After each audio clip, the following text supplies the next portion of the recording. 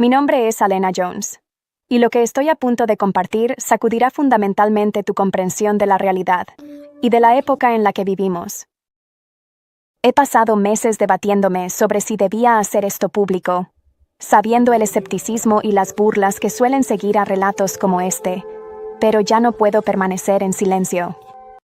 Lo que experimenté no fue simplemente otra experiencia cercana a la muerte. Fue una cita divina.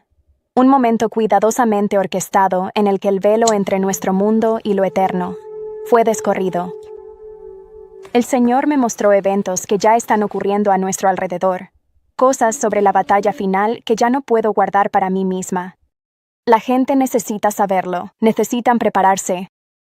Antes de compartir lo que presencié al otro lado, necesitas entender quién era yo antes de esa noche.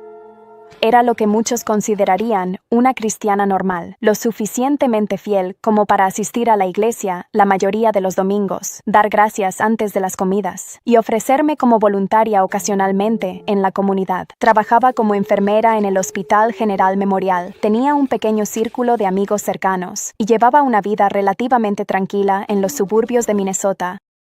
Mi fe era cómoda, predecible y, si soy completamente honesta, algo superficial. Ahora, al mirar atrás, puedo ver cómo Dios me había estado preparando para lo que vendría, aunque en ese momento no lo reconocía. En los meses previos a aquella noche de enero, experimenté una inquietud inexplicable en mi espíritu. Mis oraciones se habían vuelto más intensas, más frecuentes. Me encontraba despertando en las primeras horas de la mañana con una necesidad abrumadora de orar, aunque no sabía exactamente por qué. Durante mis turnos en el hospital, empecé a notar cosas, cambios sutiles en las actitudes de las personas, una oscuridad creciente en sus ojos, una hostilidad cada vez mayor hacia cualquier cosa remotamente relacionada con la fe. Trabajando en el departamento de emergencias, la muerte no me era ajena. Había sostenido las manos de pacientes moribundos, consolado a familias en duelo y presenciado tanto muertes pacíficas como finales violentos. Pero nada podría haberme preparado para lo que yo mismo experimentaría. Ocurrió una noche de jueves amargamente fría en enero. La marca de tiempo en mi última anotación decía 11:47 p.m. Es curioso cómo ciertos detalles se graban en tu memoria, convirtiéndose en anclas que te atan al momento en que todo cambió. Acababa de terminar un agotador turno de 12 horas en la sala de emergencias. Había sido una de esas noches que pusieron a prueba hasta la última gota de mi compostura profesional. Perdimos a 2 pacientes, una adolescente por sobredosis de drogas y un anciano cuyo corazón simplemente no pudo seguir luchando. Sus rostros más tarde se mezclarían con todo lo demás que presencié esa noche, convirtiéndose en parte de un tapiz más grande de comprensión sobre la vida, la muerte y lo que hay más allá. El estacionamiento del hospital estaba casi vacío, con solo un puñado de autos dispersos pertenecientes al personal del turno nocturno. Una ligera niebla se había asentado, haciendo que las farolas parecieran orbes difusos en la oscuridad. Ese tipo de niebla que parece amortiguar todo, creando una extraña sensación de aislamiento. El taconeo de mis zapatos contra el concreto resonaba levemente, y mi aliento salía en nubes visibles en el gélido aire de Minnesota. Recuerdo que pensaba en cosas mundanas. Si tenía suficiente leche para el café de la mañana, si debería llamar a mi madre el fin de semana, la pila de ropa sucia que me esperaba en casa. Pensamientos normales, pensamientos seguros. Ese tipo de pensamientos que nos anclan a la rutina diaria, sin sospechar nunca que todo lo que conocemos está a punto de cambiar. La primera señal de que algo andaba mal fue una sensación más que un sonido. Esa conciencia primitiva que hace que se te erice el vello de la nuca. Luego vinieron los pasos, varios pares, con un ritmo que claramente no era el del personal del hospital dirigiéndose a sus autos. Antes de que pudiera procesar completamente lo que estaba sucediendo, antes de que pudiera alcanzar el gas pimienta en el bolsillo de mi abrigo o el teléfono en mi bolso, algo duro golpeó la parte trasera de mi cabeza. El impacto no fue como en las películas, donde todo se vuelve negro de inmediato. En cambio, El tiempo pareció fragmentarse en momentos cristalinos de hiperconciencia. Sentí el frío del concreto contra mi cara al caer. Saboreé el cobre en mi boca. Escuché voces airadas exigiendo mi bolso, mi teléfono, todo lo que tenía. La ironía no se me escapó ni siquiera en ese momento. Como enfermera, había pasado mi turno tratando de salvar vidas, y ahora mi propia vida estaba en peligro a solo unos pasos de las puertas del hospital. Intenté cumplir con sus exigencias. Podían llevarse todo: mi bolso, mi teléfono, mi cartera. Nada de eso valía la pena morir por ello. Pero había algo más en sus voces, algo que iba más allá de un simple robo. Había ira allí, una especie de rabia que parecía trascender la situación inmediata. Ahora, al mirar atrás, reconozco que era la misma oscuridad que había estado notando en los ojos de la gente, pero destilada en su forma más pura. Luego vinieron las patadas, botas con punta de acero conectando con mis costillas, mi espalda, mi cabeza. Cada impacto enviaba oleadas de agonía a través de mi cuerpo. Había atendido a innumerables víctimas de agresión en la sala de emergencias, pero nada me había preparado para experimentarlo en carne propia. El dolor era insoportable, lo consumía todo, y hasta que, de repente, dejó de serlo. Esa transición, del dolor abrasador a su completa ausencia, fue instantánea y profunda. No fue como quedarse dormido o perder el conocimiento. En cambio, fue como si alguien hubiera cambiado de repente la realidad misma, como cambiar de canal en un televisor, pero con toda la existencia. Los médicos me dijeron después que lo que sucedió a continuación desafiaba toda explicación médica.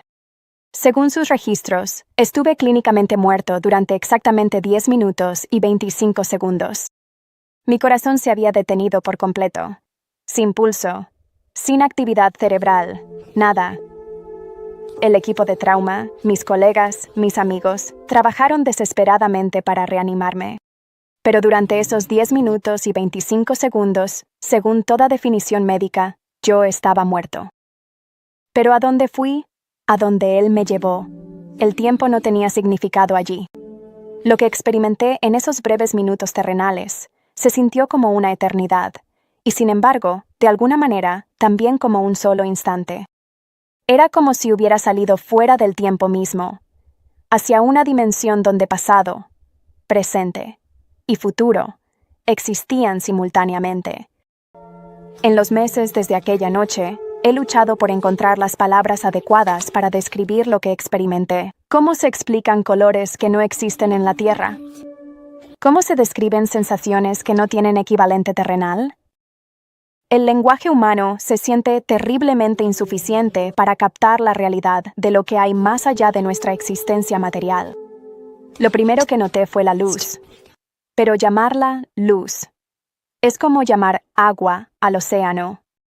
Técnicamente preciso, pero le falta la magnitud, la esencia de lo que realmente es.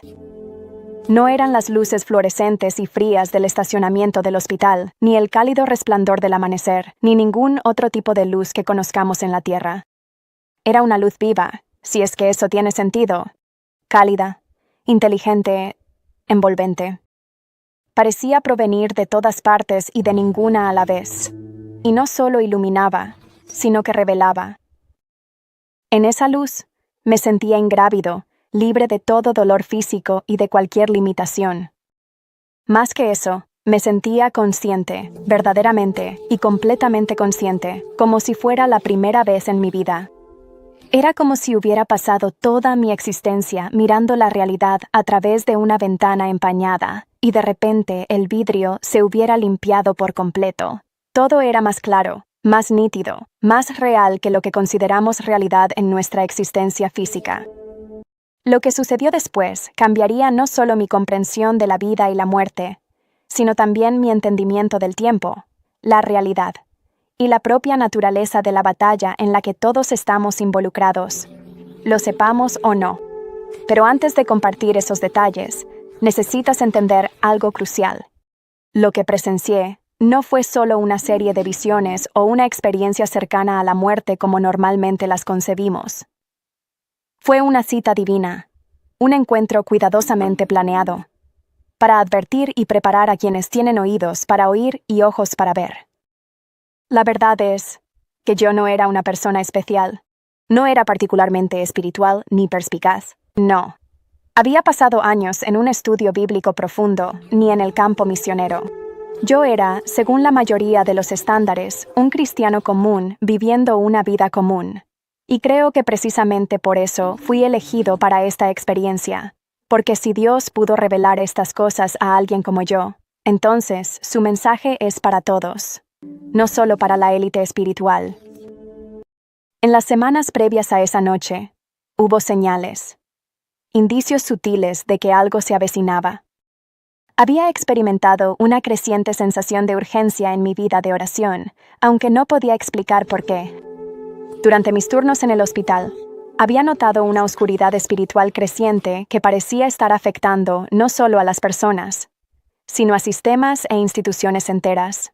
Los pacientes se volvían más agresivos, las familias más desesperadas, y había una sensación palpable de desesperanza que ninguna intervención médica podía abordar. Al mirar atrás, puedo ver cómo incluso el ataque en sí formaba parte de un panorama más amplio. Esos hombres que me agredieron no eran simplemente delincuentes al azar. Eran instrumentos de una oscuridad que está creciendo en nuestro mundo, una oscuridad que está a punto de revelarse más plenamente que nunca antes. Su furia aparentemente sin sentido era un síntoma de algo mucho más grande, mucho más siniestro que se está desarrollando a nuestro alrededor. El personal médico que me atendió esa noche todavía habla de lo que sucedió. Usan palabras como milagro e inexplicable, aunque muchos de ellos se muestran reacios a reconocer directamente la intervención divina que tuvo lugar. Hablan de cómo mis heridas deberían haber sido mortales, de cómo no hay explicación médica para mi recuperación total, de cómo la ausencia de daño cerebral, a pesar del prolongado periodo sin oxígeno, desafía su comprensión de la fisiología humana. Pero la sanación física, por milagrosa que haya sido, palidece en comparación con lo que experimenté durante esos 10 minutos y 25 segundos. Lo que presencié, lo que se me mostró, lo ha cambiado todo. Mi perspectiva, mis prioridades, mi comprensión de lo que realmente sucede en nuestro mundo y de lo que está por venir. El velo entre nuestra realidad física y el reino espiritual es más delgado de lo que la mayoría de la gente imagina.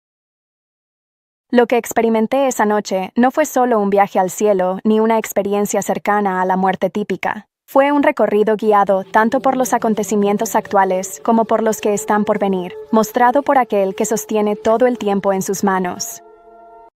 Lo que vi me ha perseguido e inspirado en igual medida, obligándome a compartir este testimonio sin importar el costo para mi reputación o mi comodidad personal.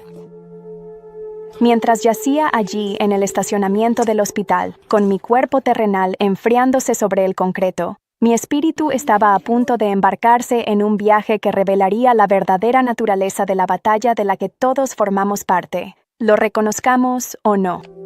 Lo que presencié en esos minutos me mostraría no solo la realidad espiritual detrás de los acontecimientos actuales, sino también la importancia cósmica de las decisiones que todos estamos tomando en este momento crucial de la historia. Lo que estoy a punto de compartir no es solo otro testimonio de una experiencia cercana a la muerte, es una advertencia, constituye un despertar y un llamado a prepararse para lo que viene. Algunos lo descartarán como una alucinación o una imaginación inducida por el trauma. Otros reconocerán el eco de la verdad en estas palabras, sintiendo la misma inquietud en su espíritu que yo sentí en los meses previos a esa noche. Pero sin importar cómo sea recibido este testimonio, sé que debo compartirlo. El tiempo es corto, y el pueblo de Dios debe estar preparado para lo que viene. Entonces escuché su voz, Alina. Solo mi nombre, pronunciado con tanto amor, con tal autoridad, que cada fibra de mi ser respondió. La voz contenía todo el poder de la creación, pero también la ternura íntima de un padre llamando a su hijo amado. Me giré, aunque no estoy segura de haber tenido un cuerpo físico en el sentido convencional. Y allí estaba él, Jesucristo, el Rey de Reyes, de pie ante mí con una gloria que desafía toda descripción humana. Sus ojos contenían todo el amor del universo, pero también una determinación feroz, que nunca había visto en ninguna representación artística de él. Eran como llamas de fuego, pero no quemaban, purificaban. Al mirar en esos ojos, me vi a mí misma tal como realmente era, con cada defecto y fracaso expuesto. Sin embargo, al mismo tiempo, me sentí completamente amada y aceptada. Era una paradoja que solo el amor divino podía reconciliar. «Hija mía», dijo él, «te he traído aquí para que seas testigo de lo que pronto debe suceder. El tiempo es corto, y mi pueblo debe estar preparado». Antes de que pudiera responder, estábamos moviéndonos, o quizás era la realidad misma la que se movía a nuestro alrededor. Vi la Tierra desde arriba, pero no como la ven los astronautas. Estaba presenciando tanto el ámbito físico como el espiritual al mismo tiempo, capas de la realidad que normalmente permanecen ocultas a los ojos humanos. Lo que vi me rompió el corazón y, al mismo tiempo, me llenó de un sentido urgente de propósito. Una gran oscuridad se extendía por todo el mundo como una mancha de aceite, filtrándose en cada nación, cada ciudad, cada institución. Pero no era solo oscuridad. Era engaño, una red sofisticada de mentiras tan intrincada y tan convincente, que podría engañar incluso a las mentes más perspicaces si no estaban firmemente arraigadas en la verdad. Observé cómo este engaño se abría paso a través de gobiernos, sistemas educativos, medios de comunicación e incluso instituciones religiosas.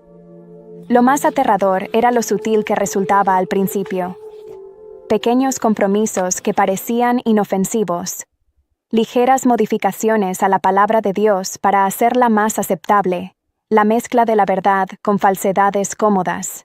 La redefinición gradual del pecado como aceptación y tolerancia. Cada compromiso abría un poco más la puerta para que la oscuridad entrara. «Observa con atención», dijo Jesús, «porque esto ya está comenzando». Entonces vi algo que me heló el espíritu. Una figura emergiendo de la oscuridad, alguien que parecía sabio y carismático. Su presencia era magnética. Sus palabras aparentemente llenas de sabiduría y compasión. La gente se sentía atraída hacia él como polillas a la luz, y entendí por qué. Hablaba de unidad, paz y prosperidad. Ofrecía soluciones a los mayores desafíos de la humanidad: el cambio climático, la desigualdad económica, el conflicto religioso y más. Sus respuestas parecían perfectas, lógicas y compasivas. Incluso muchos cristianos asentían con la cabeza ante su mensaje, encontrando formas de reconciliar sus enseñanzas con su comprensión de las Escrituras. Este era el Anticristo, aunque ciertamente no se presentaba como tal. Su engaño era magistral porque contenía elementos de verdad envueltos en mentiras fatales. Hablaba de Dios, pero no del Dios de la Biblia. Promovía la espiritualidad, pero no la verdadera fe. Abogaba por el amor, pero era un amor separado de la verdad. «Muchos serán engañados», dijo Jesús, «incluso algunos que creen conocerme». La visión cambió, y vi iglesias, miles de ellas, llenas de gente, pero algo andaba terriblemente mal. En muchas de estas iglesias, la luz de la presencia de Cristo estaba tenue o completamente ausente.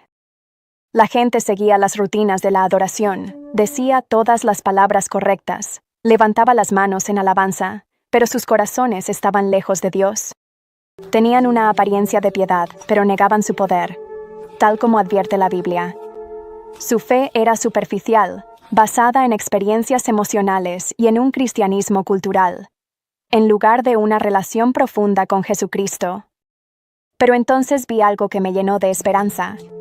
Dispersos por todo el mundo había puntos de luz brillante, personas cuyo compromiso con Cristo iba más allá de los servicios dominicales y la rutina religiosa.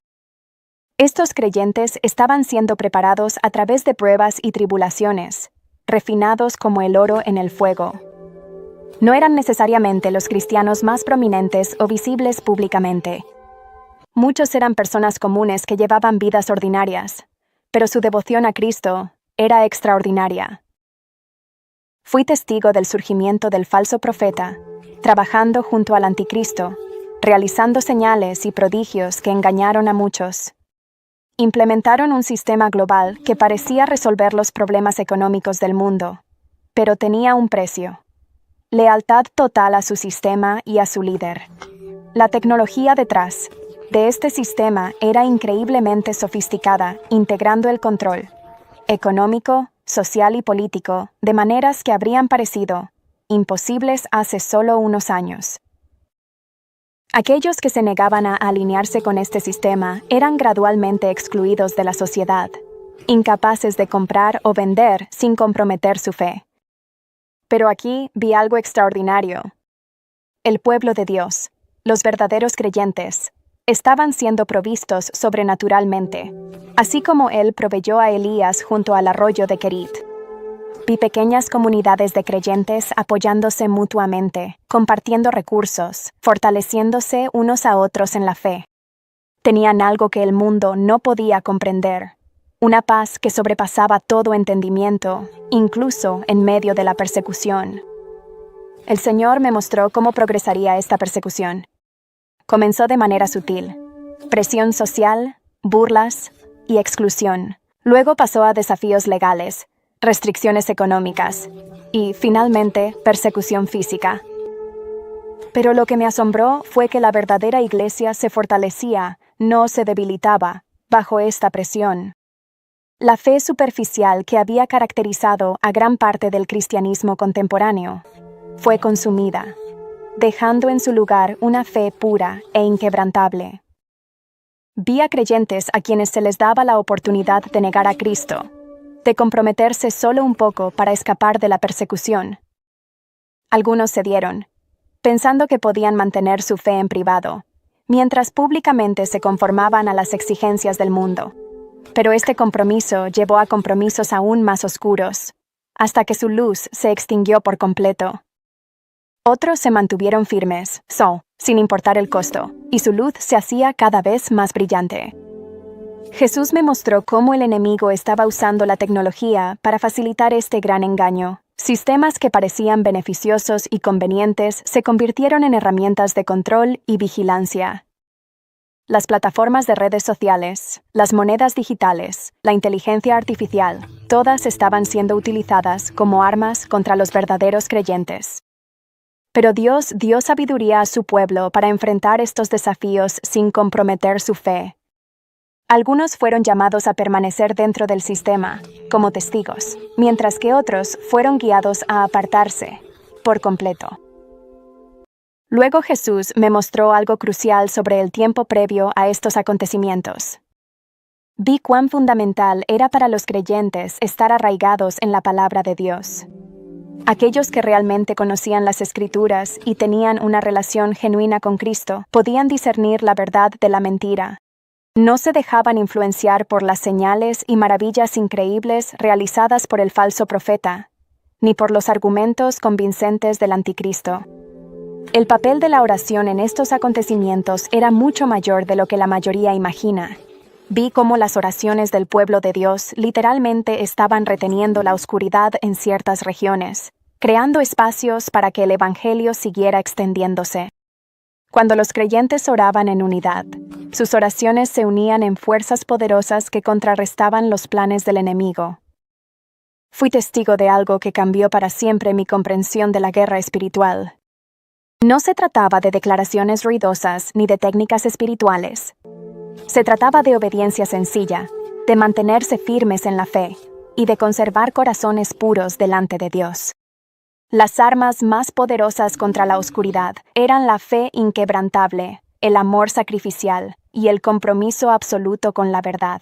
Jesús me mostró cómo Él se estaba moviendo especialmente entre los jóvenes. A pesar de todos los intentos del mundo por capturar sus corazones y mentes, una generación se estaba levantando con una pasión por la verdad sin precedentes. No les interesaba un cristianismo diluido ni una religión cómoda. Querían lo auténtico, y estaban dispuestos a pagar el precio para seguir a Cristo por completo. Entonces fui testigo de la reunión de ejércitos. Vi espíritus demoníacos saliendo hacia los reyes de la tierra, reuniéndolos para la batalla. El engaño era total. De hecho, creían que podían hacer la guerra contra el mismo Dios. El lugar donde se reunieron era Armagedón, y supe en mi espíritu que este era el valle de Megiddo en Israel. Lo que sucedió a continuación fue tanto aterrador como glorioso. Vi a Jesús, ya no como se me apareció en esta visión, sino como el rey guerrero descrito en el Apocalipsis. Sus ojos eran como llamas de fuego, y en su cabeza había muchas coronas. Los ejércitos del cielo lo seguían, y de su boca salía una espada afilada, su palabra, contra la cual ningún engaño puede resistir. La batalla en sí desafiaba toda descripción humana. No se parecía a ningún conflicto terrenal. La sola presencia de la gloria de Cristo exponía toda mentira, todo engaño. El anticristo y el falso profeta fueron capturados y arrojados al lago de fuego.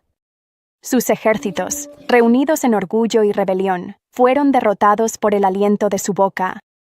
A lo largo de esta revelación, se me mostraron profecías específicas sobre eventos que servirían como señales, marcadores que ayudarían a los creyentes a reconocer el avance de estos acontecimientos. Primero, una repentina reestructuración económica global que al principio parecería beneficiosa, pero que conduciría a un control sin precedentes sobre los individuos. Segundo, una serie de catástrofes medioambientales que serían utilizadas para justificar cambios radicales en el funcionamiento de la sociedad.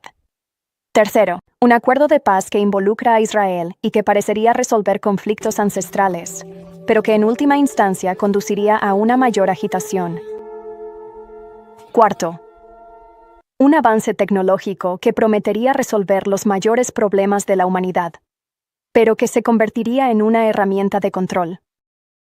Quinto, un movimiento de unidad religiosa que intentaría fusionar todas las creencias en una sola, considerando peligrosos extremistas únicamente a quienes insistieran en la exclusividad de Cristo. Pero junto con estas advertencias, también se me mostraron promesas de la provisión y protección de Dios para sus fieles. Comunidades de creyentes experimentarían provisión sobrenatural, similar a la multiplicación de los panes y los peces. A algunos se les daría sabiduría extraordinaria para navegar las complejidades de la época, como Daniel en Babilonia. Redes de creyentes estarían conectadas y protegidas sobrenaturalmente, incluso cuando las comunicaciones normales estuvieran comprometidas. Muchos experimentarían sanidad divina y liberación milagrosa, especialmente cuando se negara la atención médica a los creyentes. Un poderoso movimiento del Espíritu Santo barrería lugares inesperados, llevando a muchos a la fe, incluso en medio de la persecución. Jesús me mostró cuán crucial era que los creyentes se prepararan en 3 áreas específicas: preparación espiritual, un profundo arraigo en la palabra de Dios, más allá del conocimiento superficial, el desarrollo de vidas de oración genuinas. No solo rezos rituales, aprender a escuchar y reconocer la voz de Dios, construir una verdadera comunión con otros creyentes, practicar el perdón y mantener corazones puros. Preparación práctica, aprender a vivir de manera más sencilla y depender menos de los sistemas mundanos. Desarrollar habilidades prácticas que puedan ayudar a las comunidades de creyentes. Crear redes de relaciones de confianza con otros creyentes fieles. Entender cómo funcionar sin las estructuras sociales normales. Y ser sabios en el uso de la tecnología mientras aún esté disponible. Preparación mental, emocional, fortalecer la fe a través de las pruebas actuales, construir resiliencia enfrentando desafíos menores, aprender a confiar en Dios en circunstancias difíciles, desarrollar el valor para mantenerse firme incluso si es necesario hacerlo solo, y procesar y liberar los miedos sobre el futuro. Se me mostró que el tiempo de preparación era fundamental. Aquellos que esperaran hasta que las señales fueran obvias encontrarían mucho más difícil mantenerse firmes. El momento de prepararse era ahora, mientras aún había relativa libertad y acceso a recursos. Jesús enfatizó repetidamente que estas revelaciones no se daban para crear miedo, sino para preparar a su pueblo. Él me mostró cómo cada detalle estaba bajo su control y cómo incluso los eventos más oscuros finalmente servirían a sus propósitos. La clave no era temer lo que venía, sino usar el tiempo sabiamente para prepararse y ayudar a otros a prepararse. Entonces vi algo que puso todo en perspectiva. La alegría que aguardaba a quienes permanecieran fieles. Era tan trascendente, tan completa, que hacía que cualquier prueba terrenal pareciera insignificante en comparación. Entonces comprendí por qué Pablo pudo escribir que nuestros sufrimientos presentes no se comparan con la gloria que será revelada. Cuando esta parte de la visión concluyó, Jesús pronunció palabras que se grabaron en mi espíritu. Diles que se preparen. Diles que permanezcan cerca de mí. Diles que el tiempo es corto, pero mi gracia es suficiente. Diles que los que perseveren hasta el fin recibirán una corona de vida que no se marchita. Después de mostrarme estas visiones de lo que estaba por venir, Jesús se volvió hacia mí con ojos llenos de compasión. El aspecto guerrero que había presenciado momentos antes seguía presente, pero ahora su amor brillaba con tal intensidad que me sentí completamente envuelta por él. Lo que siguió fue una conversación que cambiaría para siempre mi comprensión de la fe, el propósito y los tiempos en los que vivimos. Alaina, dijo, su voz transmitiendo tanto autoridad como ternura. ¿Entiendes por qué te he mostrado estas cosas? Antes de que pudiera responder, me sentí abrumada por el peso de todo lo que había presenciado. ¿Cómo podría yo, una simple enfermera de Minnesota, llevar semejante mensaje?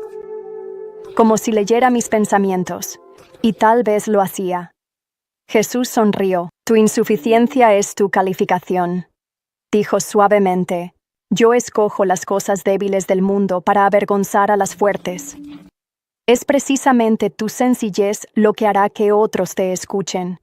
Verán que si puedo usarte a ti, puedo usar a cualquiera que se rinda completamente a mí.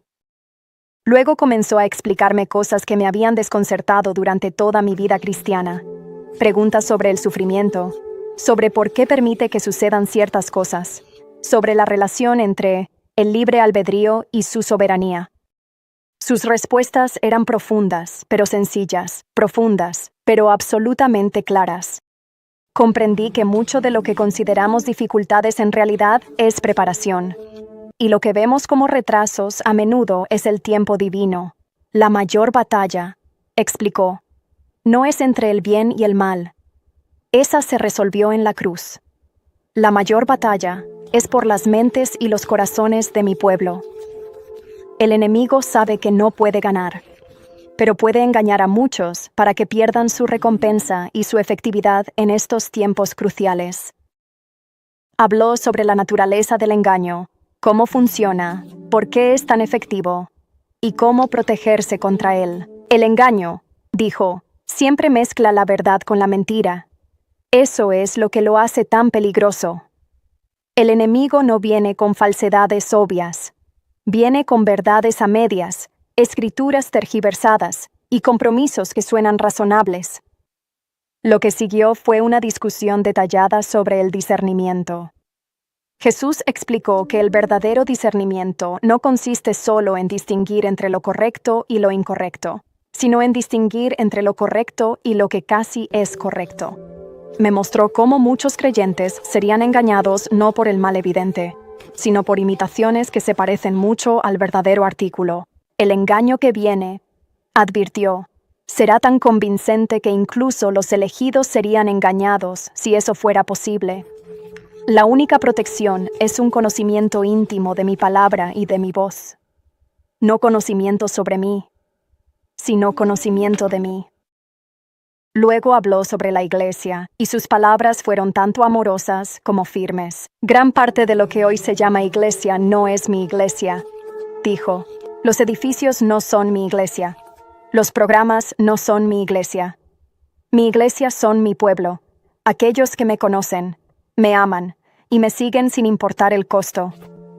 Él explicó cómo las presiones venideras revelarían la verdadera naturaleza de la fe de cada uno. Muchos que creen ser fuertes se apartarán, dijo con tristeza, mientras que muchos que parecen débiles se mantendrán firmes, porque su confianza está en mí, no en ellos mismos. Luego la conversación se volvió personal. Jesús comenzó a mostrarme momentos específicos de mi vida, ocasiones en las que pensé que Él estaba ausente, pero en realidad estaba obrando, momentos en los que no percibí su guía porque estaba demasiado ocupado o distraído para escuchar, ocasiones en las que me protegió sin que yo lo supiera. Tu vida, dijo, ha sido una preparación para este momento.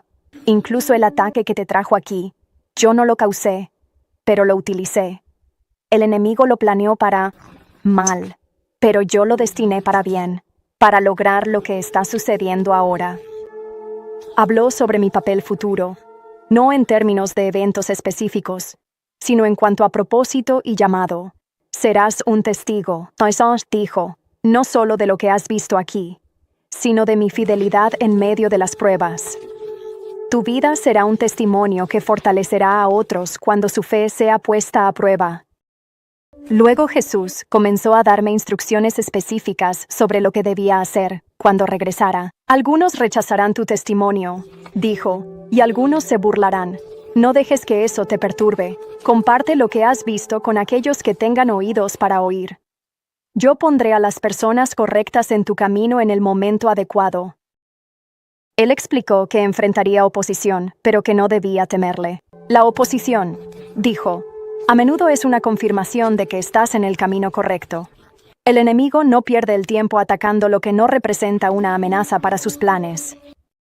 Había urgencia en su voz mientras continuaba. El tiempo es corto, pero no dejes que eso te cause ansiedad. Lo que viene se desarrollará en mi tiempo perfecto. Tu papel es ser fiel con lo que te he mostrado, ayudar a preparar a otros, y mantener tu propio corazón puro. Y listo. Jesús entonces compartió algo que me sorprendió. Habló sobre la alegría. A pesar de la naturaleza seria de lo que me había mostrado, enfatizó que su pueblo no debe vivir con miedo ni ansiedad. La alegría, dijo, es un arma contra la oscuridad. Cuando mi pueblo mantiene su alegría en medio de las pruebas, da testimonio de una realidad que el mundo no puede comprender. Habló sobre las relaciones, sobre lo crucial que sería la comunión genuina en los tiempos venideros. Los solitarios no sobrevivirán a lo que viene. Advirtió, estoy conectando a mi pueblo de nuevas maneras, creando redes de apoyo y ánimo. Presta atención a las conexiones que traigo a tu vida. Luego me mostró algo sobre la sanidad, tanto física como emocional.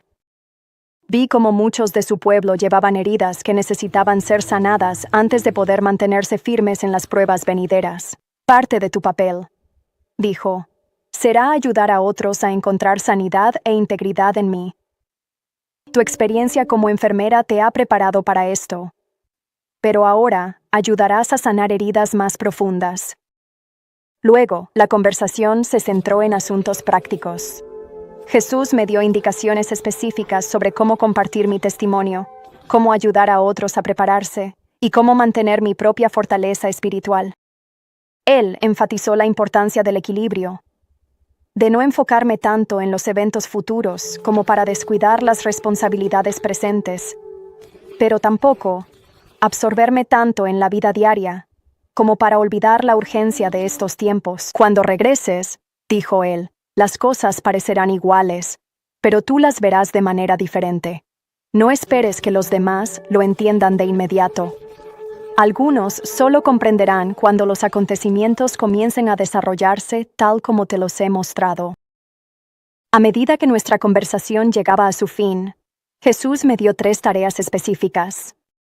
Primero, compartir mi testimonio con aquellos que Él ponga en mi camino, sin forzarlo, pero estando preparado cuando Él abra las puertas. Segundo, ayudar a preparar a otros, no a través del miedo o el sensacionalismo, sino animando a una relación más profunda con Él y a una preparación práctica para tiempos difíciles. Tercero, ser un faro de esperanza, demostrando a través de mi vida que es posible tener paz y alegría, incluso con el conocimiento de lo que está por venir. Recuerda, dijo finalmente, todo lo que te he mostrado tiene que ver con la redención, no solo con el juicio. Incluso en los tiempos más oscuros que vienen, estaré obrando para atraer a las personas hacia mí. Nunca pierdas de vista esa esperanza. Entonces sentí que comenzaba a regresar. La sensación era suave pero insistente, como si una corriente invisible me arrastrara. Las palabras finales de Jesús resonaban en mi espíritu. Diles que se preparen. Diles que permanezcan cerca de mí. Diles que el tiempo es corto. El regreso a mi cuerpo fue brusco. Jadeé buscando aire mientras el equipo de trauma trabajaba sobre mí. El dolor físico regresó de golpe, pero venía acompañado de una paz que desafiaba toda explicación. Más tarde, los médicos me dijeron que estaban a punto de declararme muerto, cuando de repente mi corazón volvió a latir. 10 minutos y 25 segundos. Ese fue el tiempo que estuve clínicamente muerto. El personal médico estaba asombrado por mi recuperación, sin daño cerebral, sin secuelas permanentes del trauma. Pero el verdadero milagro no fue solo la sanación física. Yo había cambiado por completo. Todos podían notarlo, aunque no lograban explicar exactamente qué era diferente. Los cambios en mi vida fueron inmediatos y profundos. Mis prioridades cambiaron por completo. Cosas que antes parecían importantes ahora se sentían triviales. Mis relaciones cambiaron. Algunas se profundizaron, mientras que otras simplemente se alejaron a medida que mi atención se centraba en lo que realmente importaba. Mi trabajo como enfermera adquirió un nuevo significado. Comencé a ver a mis pacientes no solo como cuerpos a sanar, sino como almas a las que amar. Me encontré teniendo conversaciones sobre la fe que surgían de manera natural, sin forzar nada. La gente parecía sentirse atraída por la paz que veían en mí, especialmente cuando enfrentaban su propia mortalidad. Los hombres que me atacaron nunca fueron capturados, pero me descubrí rezando por ellos con un amor genuino y preocupación por su salvación. La ira y el miedo que podría haber esperado sentir fueron reemplazados por la comprensión de que ellos también formaban parte de una batalla más grande, almas engañadas por el enemigo, en desesperada necesidad de redención. Mi relación con Dios se profundizó de maneras que no sabía que eran posibles. La oración se volvió como respirar, natural, constante, esencial. Leer la Biblia también era diferente. Pasajes que había leído muchas veces antes de repente cobraron vida con un nuevo significado y urgencia. Comencé a notar a otras personas que compartían este sentido de urgencia sobre los tiempos en los que vivimos. Era como si las palabras de Jesús sobre conectar a su pueblo ya se estuvieran cumpliendo. Me encontraba en conversaciones con desconocidos, que de alguna manera sabían exactamente de lo que hablaba, que compartían experiencias o confirmaciones similares. La transformación no siempre fue fácil. Hubo noches en las que el peso de lo que había visto me mantenía despierto, llevándome a orar por aquellos que no estaban preparados para lo que venía. Hubo momentos de soledad, cuando otros no podían entender por qué había cambiado tan drásticamente. Pero a pesar de todo, la paz que Jesús me había dado permanecía. Me uní a un pequeño grupo de creyentes que se reunían en casas para orar y estudiar las Escrituras. No eran estudios bíblicos formales, sino conversaciones profundas sobre cómo aplicar la palabra de Dios a nuestras vidas y prepararnos para lo que viene. Comenzamos a practicar el tipo de comunidad que Jesús me había mostrado que sería necesaria, compartiendo recursos, apoyándonos mutuamente y aprendiendo habilidades prácticas juntos.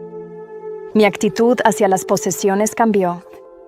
Comencé a simplificar mi vida, no por miedo, sino por el deseo de estar libre de cargas y listo para ayudar a otros. Aprendí habilidades prácticas, jardinería, atención médica básica sin instalaciones modernas, maneras de vivir de forma más sencilla. Estas preparaciones no estaban motivadas por la paranoia, sino por la sabiduría que Jesús había compartido sobre estar listos para ayudar a los demás. Quizás el cambio más significativo fue en mi perspectiva sobre el tiempo. Cada día se volvió precioso, una oportunidad para compartir esperanza, prepararme y amar a los demás más profundamente. Aprendí a vivir con urgencia y paz a la vez. Urgencia por lo que importa eternamente, y paz respecto a todo lo demás. Este testimonio no trata solo de lo que experimenté en esos 10 minutos y 25 segundos. Se trata de lo que sucedió después, de la transformación que convenció incluso a los observadores escépticos de que algo profundo había ocurrido. Se trata de la obra continua de Dios en mi vida y en la vida de quienes me rodean. Comparto esto no para asustar a nadie, sino para despertar esperanza y urgencia. Sí, se avecinan tiempos difíciles, pero Dios está preparando a su pueblo. Él está levantando comunidades de creyentes que se mantendrán firmes en la fe, que serán faros de luz en la oscuridad. Él nos está llamando a todos a una relación más profunda con Él, a una comunidad genuina entre nosotros, a vidas con propósito y significado eterno. La pregunta no es si estas cosas sucederán. La pregunta es si estaremos preparados, si tendremos la profundidad espiritual y la sabiduría práctica, no solo para mantenernos firmes nosotros mismos, sino para ayudar a otros a encontrar el camino hacia la verdad en medio del engaño. Por eso ya no puedo permanecer en silencio. Por eso comparto mi testimonio, a pesar del riesgo de burla o rechazo. La gente necesita saber. Necesitan prepararse. El tiempo es corto, pero aún hay tiempo para prepararse si actuamos ahora.